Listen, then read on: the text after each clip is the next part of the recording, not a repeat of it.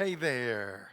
I want to continue the stories from my dad's book titled Before Aspirin and Other Things.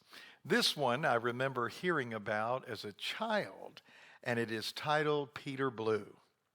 When we were young, my brother and I bought ourselves Barlow jackknives for 10 cents each. We were so excited over our new pocket cutlery, we just couldn't wait to show them off to our dad for approval, even though we knew better. Dad's response as he examined our treasured cutting tools was, He opened the blades, touched their sharp tips, and again said, Then he pushed the blade points into a crack in the floor and broke them off. That, said he, was to keep us from sticking ourselves when we fell off the fence. Henceforth, we were called the No Point Brothers. The creepy old man who presided over the city pound was said to be half Indian. He wore old overalls 3 sizes too large and a dusty black hat that shaded 2 wide open eyes. His grin showed 3 long teeth. A deep pocket corn sack hung on one shoulder and a 9-foot leather whip coiled around the other. He could be seen near the end of the day on the dirt road, dropping some grains of corn and a little food now and then, while some hogs, a cow or 2, maybe a few goats, followed the bait to the animal jail. When the animals became disorderly, he need only take the whip's handle, and the thing seemed to come alive and uncoil by itself. A slight movement of the arm, a flick of the wrist, a loud crack, and immediate obedience swept over the arrested stock. People called him Crow, but we town boys knew his real name, and that was Peter Blue. Blue, so we had heard, caught bad kids and took them off in his sack and beat them up good with his whip or just killed them outright. Furthermore, he could, at night, even change himself into a solid black wildcat. That was certainly so because his eerie caterwauling could be heard out there in the dark, causing young skins to chill and crawl.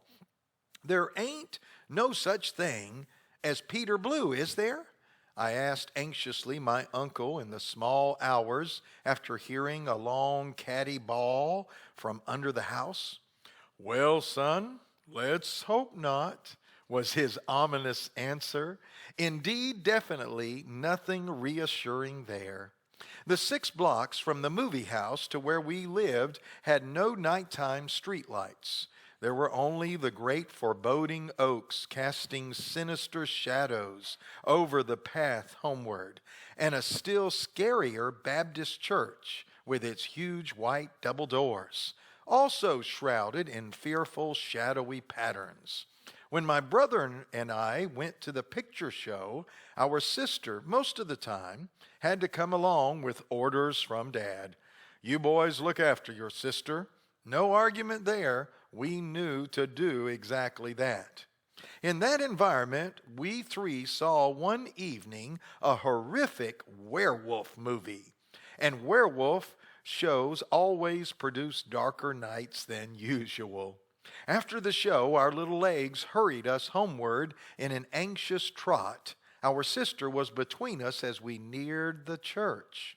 As we were passing the Lord's house, those great white double doors, for no known reason, screeched wide open. Instantly, my brother gasped, "Peter Blue!" And like tiny mosquitoes caught in a rush of wind, my brother and I vanished. Half a block away, pell-mell in flight, the realization hit us that our sister was not with us. Looking back, I saw her standing like a pillar of salt in front of those gaping doors, and I recalled Dad's firm directive, "You boys look after your sister." In a wink, our pointless blades were in our hands. Back we flew, grabbed a hand each, and raced for home. On the front porch, with our sister safe inside and Dad close by, my brother and I courageously traversed our veranda as undaunted as little dogs, bravely barking in the safety of a fenced yard. Stridently, we invited man or monster to show himself. We waved our blades and made stabbing gestures in the dark as we hurled threatening expletives into the night. Whatever was out there better wise up and realize who they were dealing with, or else. All at once, in the midst of our fearless tirade, there erupted from under the porch a low moaning yowl. It could mean only one thing: Peter Blue. Instantly our knives fell to the floor, and the No Point brothers, terrified, frantically sought to enter the door at the same time, crying out hysterically, "Dad, Dad, help! Peter Blue! Peter Blue!" In the house, Dad, awakened and obviously weary of hearing Peter Blue and the bawling cat stories, set his two fright-shocked boys down at the kitchen table. After calming our fears, he sternly scolded us for allowing our common sense to turn dumb. He had known Old Crow for years, he said, and he does the community an outstanding service, working long hours, keeping the streets free of the loose livestock. By all means, we should appreciate his labor and be ashamed to think that he would harm anyone. And another thing, the only mischief howling cats can do is keep people awake at night. Oddly enough, Dad had one warm commendation for us. "I told you, boys, look after your sister." And that you did, and you showed good and considerable courage in doing so. You did your duty, and I'm proud of you both. Well, as the years passed by, Dad eventually let us keep the points on our knives, but it took a little longer to water down our bugaboo of Peter Blue and meowing cats on those dark nights. The word duty, though, has been a part of me since my dad brought it to my attention at the kitchen table long ago. Most significant, however, was my discovery that duty is of paramount importance in a person's life function. It also has much to do with one's relationship with God. Fear God and keep his commandments, for this is the whole duty of man, reads the ancient oracle Ecclesiastes chapter 12, verse 13. Doing your duty is genuinely essential to your faith walk and character. Without it, two important keys to the good life, conviction and personality, are fundamentally compromised, and one has found himself shut off sometimes from intended blessings when they go the opposite direction.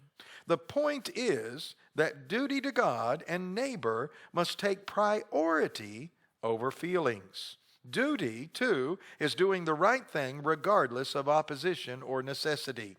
For example, I may not feel loving today, but duty demands I show compassion. I may be angry and inclined to speak harshly, but duty commands me to talk softly. Suppose my generosity is at a low ebb. Nevertheless, my charge is to be benevolent. Doing duty, by and large, keeps us aware of our daily up and down sensibilities. Great rewards are prepared for those who do their duty toward God and man. So make every effort to do what the Lord of heaven and earth requires. You too may be on some dark night. You just might encounter Peter Blue with a pinched off Barlow blade to prove your worth. Dum, da, dum, dum, dum.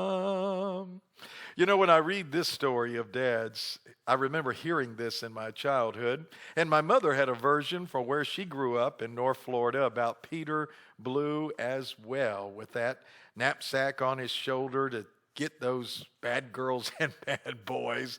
Oh, that sounds terrible, especially in this day and age. But you know what I love the best about this story is when the adult, their uncle, when they asked him first, sure enough, there's not a Peter Blue, his response was, Well, let's sure hope not. Sometimes there's things in life we just are not so sure about, and people begin to try to guide and direct us by their words. So I encourage you as we work through these devotions, just like my dad did years ago, do your duty. Do what is right in life in case you meet up some night with Peter Blue. Blessings.